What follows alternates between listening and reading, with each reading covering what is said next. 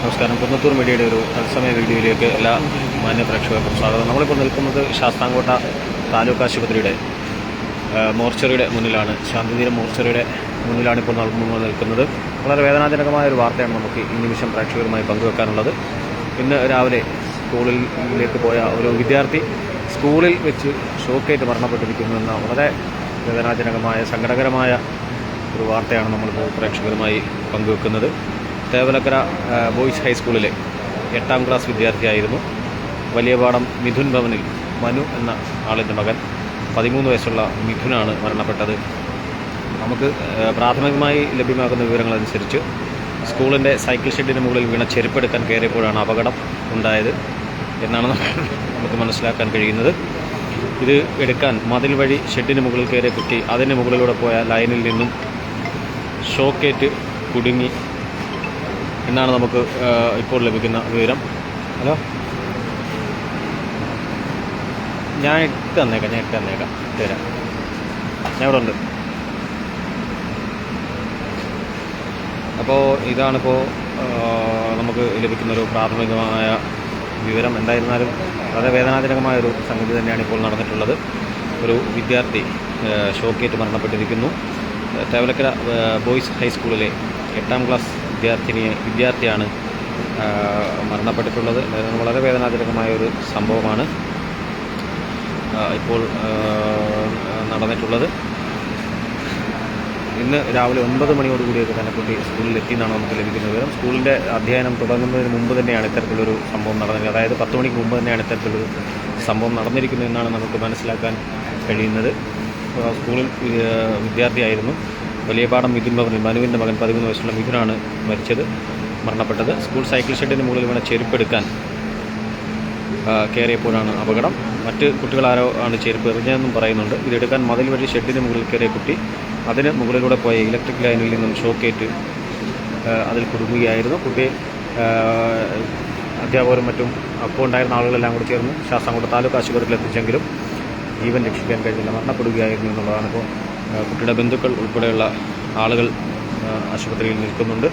എന്തായിരുന്നാലും വളരെ വേദനാജനകമായ ഒരു സംഗതി തന്നെയാണ് നമുക്ക് ഈ സമയം പ്രേക്ഷകരുമായി പങ്കുവെക്കാനുള്ളത്. രാവിലെ സ്കൂളിലേക്ക് വീട്ടിൽ നിന്നും വളരെയധികം പ്രതീക്ഷയോടെ നടന്നുപോയ ഒരു പൊന്നുമോനാണ്. 13 വയസ്സുകാരനാണ്. ഞാനിപ്പോൾ വളരെ ദാരുണമായ നിലയിൽ മരണപ്പെട്ടിരിക്കുന്നു എന്നുള്ളതാണ് നമുക്ക് മനസ്സിലാക്കാൻ കഴിയുന്നത്.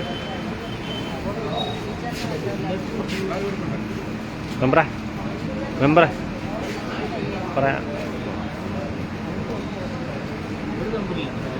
അല്ല, അദ്ദേഹത്തോട് ചോദിച്ചേ, വേറെ ഉണ്ടോ ഇവിടുത്തെ മെമ്പറെ?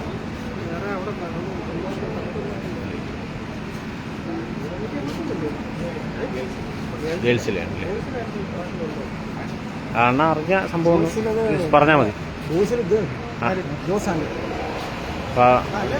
പറഞ്ഞോണ്ണ എന്തായാലും ഇന്ന് രാവിലെ 9-9:15 ഇടയ്ക്ക് നമ്മുടെ തേവലക്കര സ്കൂളിൽ ഈ കുട്ടികൾ നമ്മുടെ പ്രധാനപ്പെട്ട ഹാള്, അവിടെയാണ് നമ്മുടെ മീറ്റിങ്ങൊക്കെ നടത്തുന്നൊരു ഹാൾ. അവിടെ ക്ലാസ് റൂമിൽ തന്നെ കുട്ടികൾ ചെരുപ്പിട്ട് തട്ടിക്കളിച്ചുകൊണ്ടിരുന്നത്. ചെരുപ്പിട്ട് കളിച്ചുകൊണ്ടിരിക്കുമ്പോൾ ചെരുപ്പ് തട്ടി ഹാളിന് പടിഞ്ഞാറ് വശത്തേക്ക് കയറി. പടിഞ്ഞാറ് വശം കവർ ചെയ്തിട്ടുള്ള ഭിത്തിക്ക് മുകളിൽ പലകയടിച്ചിട്ടുണ്ട്. ആ പലകയുടെ സൈഡിൽ കൂടെ ഈ ചെരുപ്പ് അതിൻ്റെ പുറത്ത് സൈക്കിൾ ഷെഡിൻ്റെ പുറത്തേക്ക് വീണു.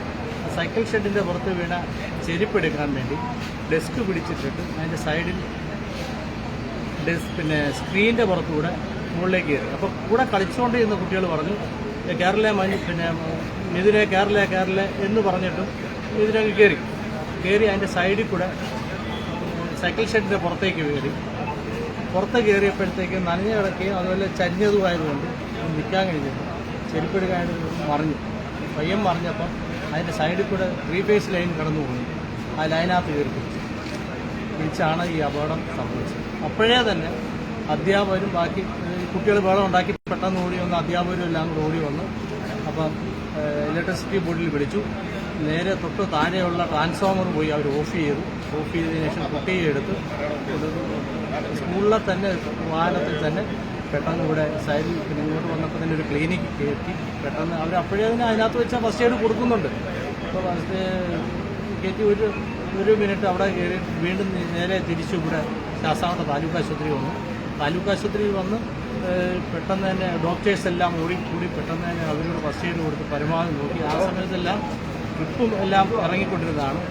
പരമാവധി അവരുടെ കാലം 8 മണിക്കുള്ള ഒരു വലിയ പരിശ്രമം ഡോക്ടേഴ്സ് നടത്തി ശേഷം ആണ് സ്വാഭാവികമായിട്ടും കുട്ടി ഫൈനലൈസ് ചെയ്തത്.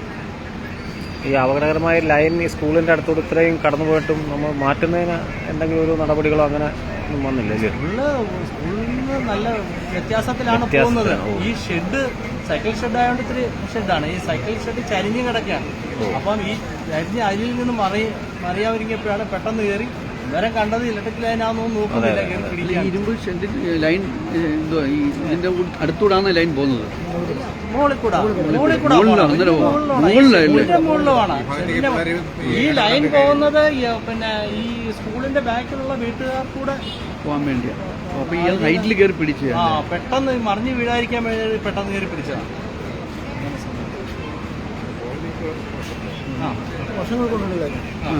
വർഷങ്ങളായിട്ടുള്ള ലൈനാണ്. വർഷങ്ങളായിട്ട്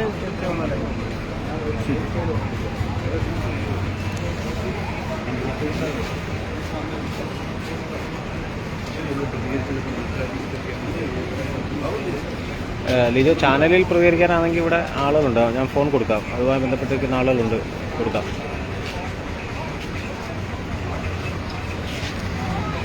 അപ്പോൾ മീഡിയ വണ്ടിയിൽ നിന്ന് വിളിക്കുന്നു, സംസാരിക്കാം.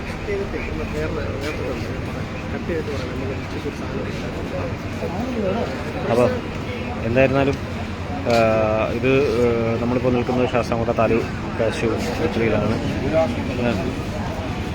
ആശുപത്രിയിലാണ്. അപ്പോൾ വളരെ ദയനീയമായൊരു സംഭവമാണ്, വളരെ ദാരുണമായൊരു സംഭവമാണ്. എന്തായിരുന്നാലും വളരെ ദാരുണമായൊരു സംഭവമാണ് ഇപ്പോൾ ഇവിടെ നടന്നിട്ടുള്ളത്.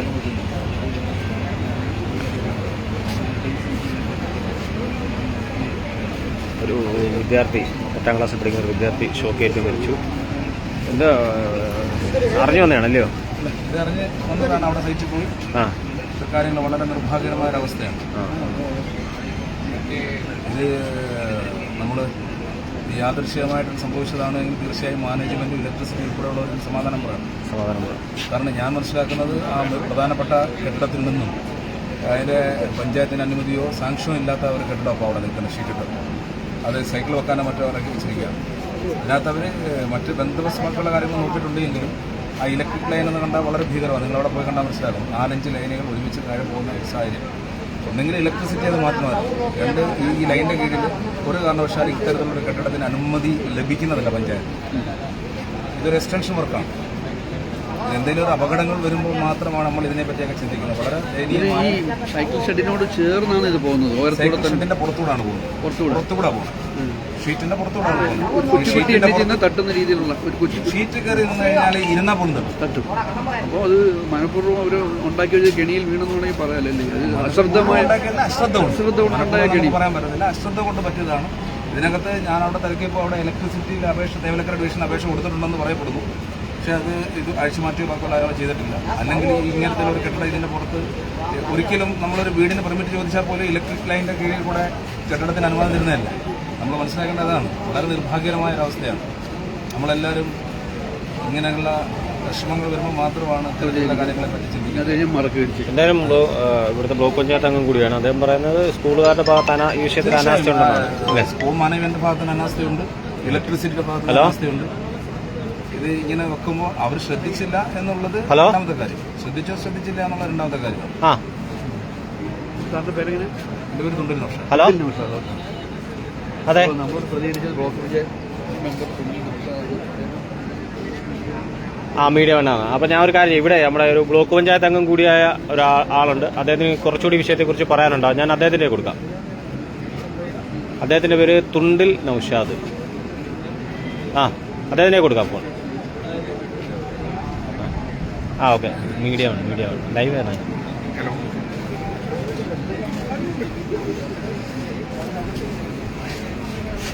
അപ്പോൾ ഇതാണ് ഈ ബ്ലോക്ക് പഞ്ചായത്ത് അംഗം ഒക്കെ പറഞ്ഞിട്ടുള്ളതാണ് ഈ സംഭവം. അതായത് വളരെ ദാരുണമായൊരു സംഭവമാണ്. സ്കൂൾ അധികൃതരുടെ ഭാഗത്ത് ഈ വിഷയത്തിൽ അനാസ്ഥ ഉണ്ടായിട്ടുണ്ടെന്നുള്ളതാണ് നമുക്ക് മനസ്സിലാക്കാൻ കഴിയുന്നത്. എന്തായിരുന്നാലും ഈ വിഷയത്തിൽ കൂടുതൽ വിവരങ്ങൾ വരും മണിക്കൂറുകളിൽ നമുക്ക് പുറത്തുവിടാൻ കഴിയുമെന്നാണ് നമ്മൾ പ്രതീക്ഷിക്കുന്നത്. വളരെ ദാരുണമായൊരു സംഭവമാണ് ഈ സമയം നടന്നിട്ടുള്ളത്.